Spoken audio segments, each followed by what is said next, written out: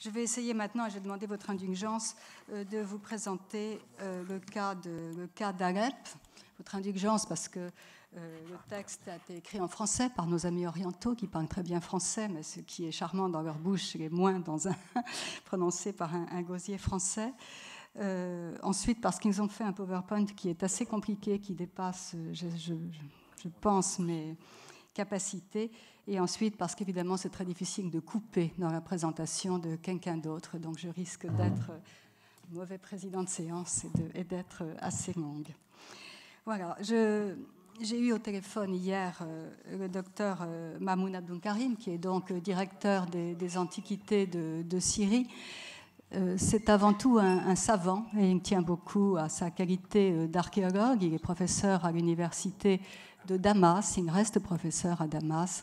Et c'est cette qualité de savant, reconnu et respecté par tous, qui fait qu'il arrive à faire des merveilles dans une situation extrêmement compliquée qu'est le patrimoine syrien aujourd'hui. Il ne pouvait pas venir lui-même, il avait délégué sa communication à Rima Kawam, qui est sous-directeur des fouilles à la direction des antiquités et des musées de Syrie. Elle est en même temps conservateur du département de préhistoire et elle est chargée d'établir de tout le programme Internet concernant les sites archéologiques. La communication s'intitule donc « Situation culturelle dans la vieille ville d'Alep durant la crise syrienne ». Alors, ils étaient tous les deux ils étaient flattés, très flattés d'avoir été invités aujourd'hui. Ils voulaient remercier, bien sûr, les organisateurs. Et ils voulaient surtout, en participant, pouvoir profiter des enseignements des autres cas des vignes.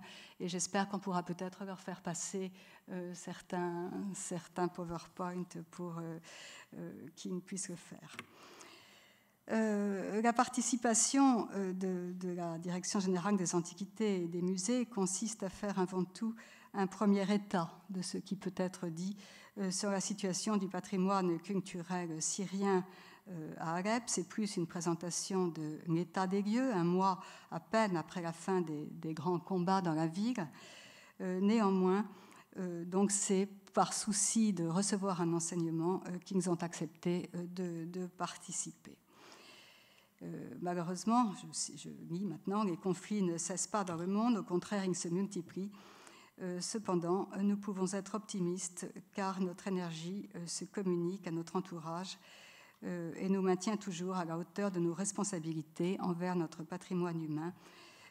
Aujourd'hui, donc, il est question de celui de la deuxième ville de Syrie, d'Alep. Les documents qui vont vous être montrés sont durs, difficiles à voir, présentant Alep comme une ville fantôme, dans le but de sensibiliser le monde entier autour des valeurs universelles que la ville représente. Les données présentées ici ne sont pas définitives, à donc à peine un mois de la fin des combats dans la ville. La présentation commence avec un rapide historique du panorama culturel de la vieille ville d'Alep à travers ces monuments emblématiques, dont la première partie de la communication concerne la situation de son patrimoine culturel, puis l'état des lieux des documents, l'état des lieux des monuments et bâtiments historiques après décembre 2016, qui ont été suivis par des mesures prises par la DGAM et la Direction des Antiquités d'Alep, et la documentation et l'évaluation des dommages et destructions sur place. Et nous évoquerons ensuite des plans pour la reconstruction post-conflit, des projets d'études en collaboration avec les partenaires, experts locaux et internationaux qui se mettent en place dans le but de réaliser une coordination pour établir les plans d'intervention d'urgence en vue de la phase de reconstruction post-conflit.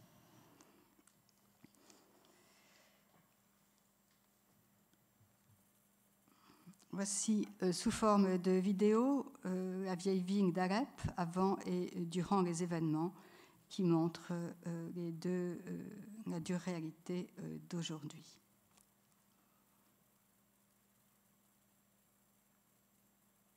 Alep est une ville historique à l'image de beaucoup de vignes du monde qui sont de véritables musées à ciel ouvert. Elle est inscrite sur la liste du patrimoine mondial de l'UNESCO depuis 1986. La vieille ville établie depuis 4000 ans témoigne de la richesse et de la diversité de ses occupations successives.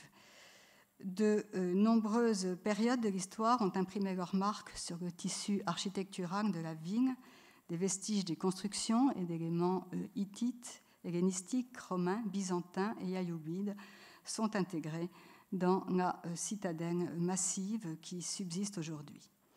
Le mélange des différents bâtiments, dont la grande mosquée, fondée sous les Omeyyades et reconstruite au XIIe siècle, la madrasa Harawiye du XIIe siècle, intégrant des vestiges de la cathédrale chrétienne d'Alep, ainsi que d'autres mosquées et madrasas, des souks et des khans.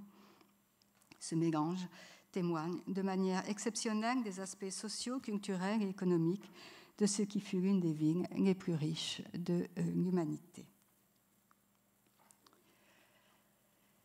Quelle est donc la situation du patrimoine culturel de la vieille ville ? Depuis le début de la crise, les affrontements abondants dans la vieille ville ont laissé une partie de celle-ci en ruine, en causant des destructions irréparables.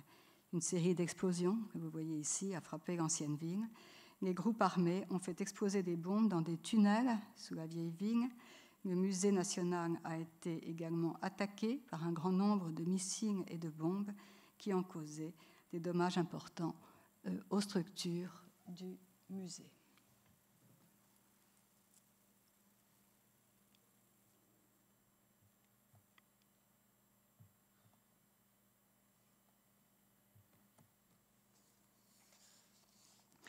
Sur cette photo satellite, nous pouvons voir la limite de la vieille ville d'Alep, c'est ce qui est au centre, au milieu, dont la surface est de 355 hectares.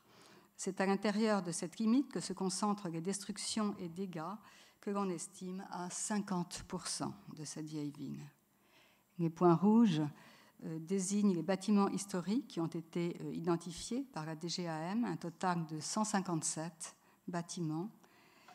Les dégâts peuvent être évalués selon une échelle allant de dégâts légers jusqu'à la destruction totale. L'évaluation n'est pas exhaustive, elle est en cours d'établissement. Sur ce plan, nous pouvons identifier la citadelle au centre, vous voyez, ronde, avec les quartiers tout autour, détruits à 90%. Je ne sais pas si je vais y arriver. Les points rouges désignent les explosions qui ont eu lieu dans les tunnels, et ce sont ces explosions, bien sûr, qui ont provoqué des pertes parfois totales de bâtiments.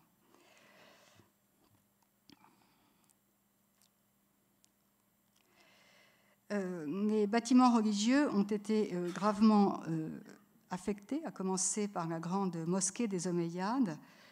Vous pouvez voir un aperçu général de son état ainsi de l'état des souks qui se trouvent tout autour. À part le minaret qui a été détruit complètement, qui s'est écroulé, la structure de la mosquée n'est pas atteinte, la structure même. Il y a surtout des destructions dans le mur extérieur est et nord-est. Le décor de l'entrée de la mosquée a été endommagé par des affrontements au pied du minaret effondré. On voit justement devant le tas de pierres effondrées et restées en place. Et sur certaines pierres, nous pouvons apercevoir des éléments d'ornementation du minaret. Voici une deuxième photo prise de l'intérieur de la mosquée. Les photos qui suivent montrent les traces d'affrontements, des traces d'impact de balles et d'incendies qui ont affecté toutes les façades à l'intérieur comme à l'extérieur de la mosquée. Excusez-moi, j'essaie de trouver le plan des diapositives.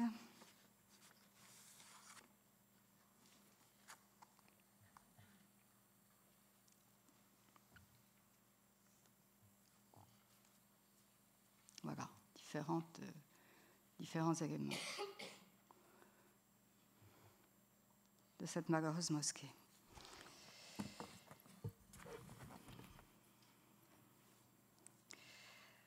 La mosquée Ang Sultaniya du XIIe siècle, de l'époque ayoubide, voici les photos qui montrent la situation actuelle. Elle a été fortement détruite par les affrontements. Il ne reste que la porte d'entrée qui a été partiellement détruite. Et on voit des impacts de bang sur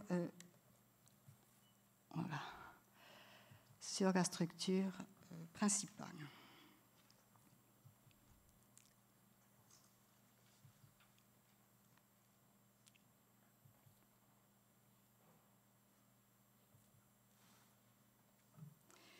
La mosquée Ang-Tawashi du XIIIe, XIVe siècle, de la période mamelouk donc. Vous avez la situation avant, à droite, et après, à gauche, après les bombardements. La mosquée est affectée subit de nombreux dégâts. Le minaret est partiellement détruit et l'impact des dommages a dû créer des dommages structurels. À l'angle nord-est de la mosquée se trouve une petite porte. Je vais essayer de trouver. Voilà. Se trouve une petite porte ornée qui a également été touchée. Une partie des assises ont été détruites. La mosquée Atarok des XIIIe, XIVe siècle, donc de la période mamelouk. Vous avez la situation avant les combats à droite, la situation après les combats à gauche. Le haut du minaret, comme vous voyez, a été détruit. La coupole est également touchée. Et on aperçoit des figures qui peuvent à la longue affecter sa stabilité. La mosquée Ang Hadaddin, situation à droite avant, et on voit l'effondrement partiel d'un mur construit ultérieurement à la façade originale, effondrement des plafonds, des coupoles et des voûtes d'arêtes.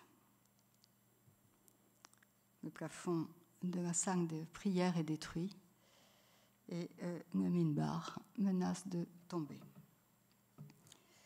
Voici maintenant la mosquée et la madrasa Ang-Rasrawe du XVIe, XVIIIe siècle, de la période ottomane.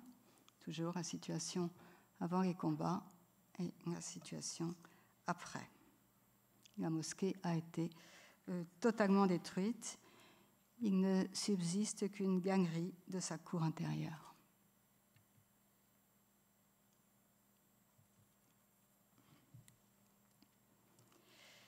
Voici l'église maronite Saint-Élie, qui a été construite en 1873. Situation avant. Alors là, je ne sais pas si vous voyez. Moi, je ne vois rien. Situation après, c'est pas grave. Elle a été endommagée essentiellement au niveau de sa toiture. La charpente en bois est détruite, voilà, causant un danger d'effondrement du reste de la charpente. Enfin, les souks et les rames, 16e, 18e siècle de la période ottomane, les fameux souks d'Alep. La situation est terrible entre destruction des plafonds, des voûtes d'arêtes et piliers, ajoutés aux ravages des incendies. Voici le fameux Ran Ang-Shuner, détruit. Un incendie a entièrement détruit, ainsi que les boiseries de toutes les boutiques. De plus, à l'heure actuelle, on ne sait pas l'état de la pierre après cet incendie dramatique.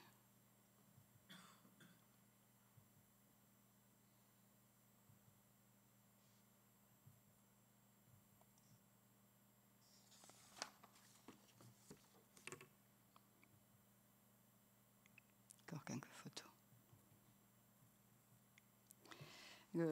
L'hôpital, entre guillemets, Angli-Maristan, à la Khagouni, probablement de la période ayoubide, donc ce bâtiment converti en hôpital en 1354. Il représentait le sultanat mamelouk à Alep, c'était la représentation du sultanat mamelouk.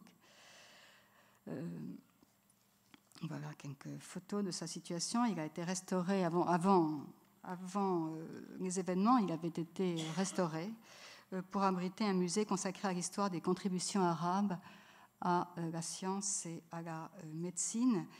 En 2013 et 2014, il a subi de grands dégâts. On voit les séquelles autour de la porte d'entrée, effondrement de plafond, d'une coupole, et des dégâts sur les voûtes et les murs, avec des traces d'incendie sur les murs de la cour intérieure.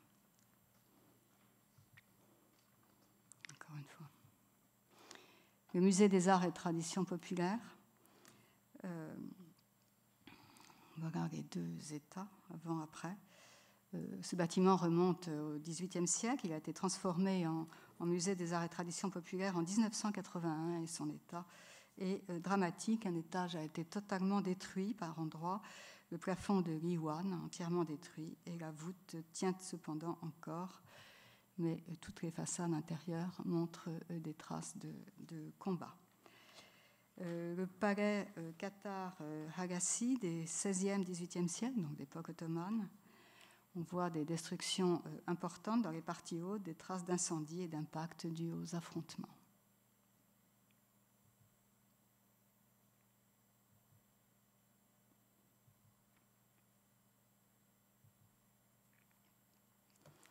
Le musée de la mémoire de la ville d'Alep, c'est ce qui était le musée de la mémoire de la ville d'Alep, Dar Hazare.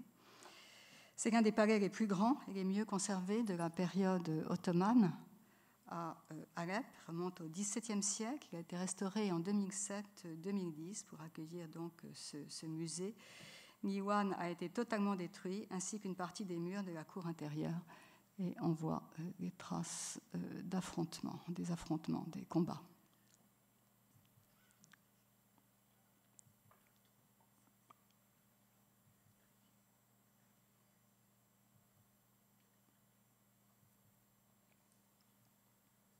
La citadelle. Alors, beaucoup de dégâts sont sur la citadelle d'Alep, surtout au niveau des fortifications.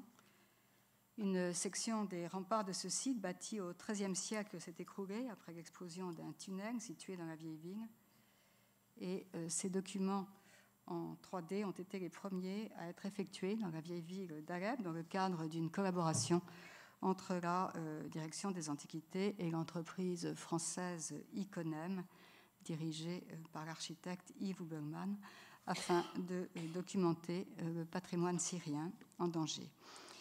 Ces documents 3D ont été faits à partir des centaines de photos de la citadelle et de ces bâtiments pris de tous les côtés, et ensuite avec l'étude, la compilation de ces documents par des programmes spécifiques. Le but était également de fournir des relevés, une documentation pour tous les blocs qui ont été endommagés en utilisant petits avions d'imagerie manuelle, c'est-à-dire des drones. Le but de ce travail est d'enregistrer l'état actuel du site afin de fournir des documents précis pour les chercheurs et experts et en vue des travaux de restauration.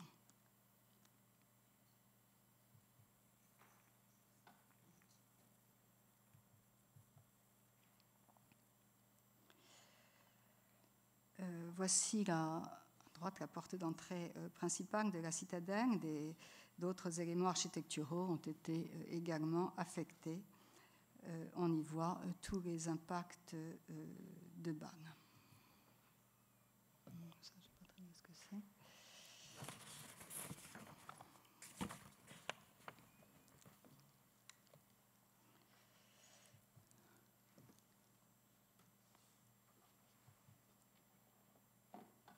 Voilà, diverses photos de la citadelle. Ce que je ne sais pas, ça c'est moi qui parle, c'est l'état du site archéologique qui est à l'intérieur de la citadelle. Ah oui, pardon, oui, effectivement, oui. 1925, oui, mais c'est dans la série qui ont été montrés.